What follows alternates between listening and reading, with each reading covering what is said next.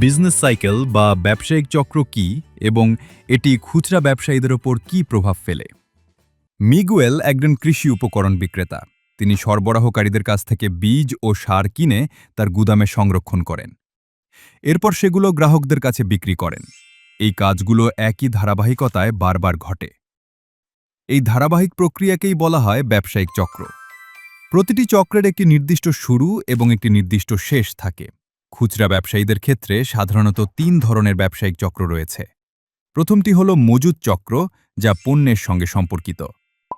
এটি শুরু হয় যখন আপনি সরবরাহকারীর কাছ থেকে নতুন পণ্য গ্রহণ করেন এবং শেষ হয় যখন সেই পণ্য গ্রাহকের কাছে বিক্রি করেন।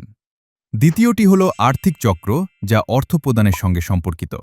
এটি শুরু হয় যখন আপনি সরবরাহকারীকে পণ্যের মূল্য পরিশোধ করেন এবং শেষ হয় যখন সেই পণ্যের জন্য গ্রাহক আপনাকে অর্থ প্রদান করেন। তৃতীয়টি হল অপারেটিং চক্র, যা মজুত চক্র এবং আর্থিক চক্রের সমন্বয়। এটি শুরু হয় যখন আপনি সরবরাহকারীর কাছ থেকে পণ্য গ্রহণ করেন এবং শেষ হয় যখন সেই পণ্যের জন্য গ্রাহকের কাছ থেকে অর্থ পান। এই ব্যবসায়িক চক্রগুলো একজন খুচরা ব্যবসায়ীর ওপর কী প্রভাব ফেলে? আবার মিগুয়েলের উদাহরণে ফিরে যাই। সরবরাহকারীরা যখন মিগুয়েলের দোকানে বীজ ও সার পৌঁছে দেন, তখন তিনি সঙ্গে সঙ্গেই তাদের মূল্য পরিশোধ করেন। অন্যদিকে তিনি তার গ্রাহকদের বাকিতে পণ্য দেন। ফলে গ্রাহকরা বীজ ও সার নিয়ে গেলেও ৩০ দিন পর্যন্ত অর্থ পরিশোধ করতে হয় না। মিগুয়েলের আর্থিক চক্র অনেক দীর্ঘ। ফলে ভাড়া, কর্মচারীদের বেতনসহ অন্যান্য দৈনন্দিন ব্যয় মেটানোর জন্য তার হাতে পর্যাপ্ত নগদ অর্থ থাকে না। এই পরিস্থিতি এড়াতে মিগুয়েল কি করতে পারেন?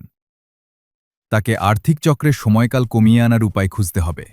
এজন্য তিনি কয়েকটি কৌশল অবলম্বন করতে পারেন। প্রথমত, তিনি সরবরাহকারীদের কাছ থেকে বাকিতে পণ্য নেওয়ার চেষ্টা করতে পারেন। সঙ্গে সঙ্গে অর্থ পরিশোধ করতে না হলে আর্থিক চক্র শুরু হতেও দেরি হবে। অবশ্যই সব সরবরাহকারী এতে রাজি হবেন না, তবে চেষ্টা করতে ক্ষতি নেই। কেউ হয়তো রাজি হবেন, আবার কেউ হয়তো নগদ অর্থ পরিশোধে মূল্য ছাড় দেওয়ার প্রস্তাব দেবেন। দ্বিতীয়ত, মিগুয়েল গ্রাহকদের বাকিতে পণ্য দেওয়া বন্ধ করতে পারেন। অর্থাৎ পণ্য গ্রহণের সময়ই গ্রাহকদের সম্পূর্ণ মূল্য পরিশোধ করতে হবে। কিছু গ্রাহক এই নিয়ম পছন্দ নাও করতে পারেন এবং অন্য দোকানে চলে যেতে পারেন। কিছু পেতে হলে কিছু ছাড় দিতে হবে। তৃতীয়ত, তিনি অগ্রিম অর্থ প্রদানকারী গ্রাহকদের জন্য কিছু বিশেষ সুবিধা দিতে পারেন।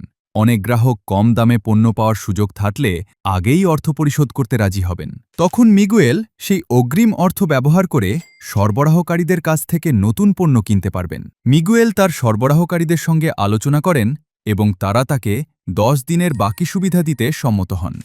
অন্যদিকে তিনি গ্রাহকদের জন্য 2টি বিকল্প চালু করেন। অগ্রিম অর্থ পরিশোধ করলে 15% মূল্য ছাড় আর নগদ পরিশোধ করলে 5% মূল্য ছাড়। তবে যেসব গ্রাহক মূল্য ছাড়ের চেয়ে বাকি সুবিধাকে বেশি গুরুত্ব দেন, তাদের জন্য তিনি আগের মতোই 30 দিনের বাকি সুবিধা চালু রাখেন। মিগুয়েলের সমস্যা পুরোপুরি না মিটলেও পরিস্থিতি অনেকটাই উন্নত হয়েছে। এখন তার হাতে ব্যবসা পরিচালনা এবং সম্প্রসারণের জন্য পর্যাপ্ত নগদ অর্থ রয়েছে। তিনি ভবিষ্যতেও সরবরাহকারী ও গ্রাহকদের সঙ্গে কাজ করে তার ব্যবসায়িক চক্রকে আরও উন্নত করতে পারবেন। চমৎকার করেছেন মিগুয়েল! ব্যবসায়িক চক্র সঠিকভাবে পরিচালনা করার বিষয়ে আপনি কতটা শিখেছেন? আরও জানতে এই কোর্সটি চালিয়ে যান।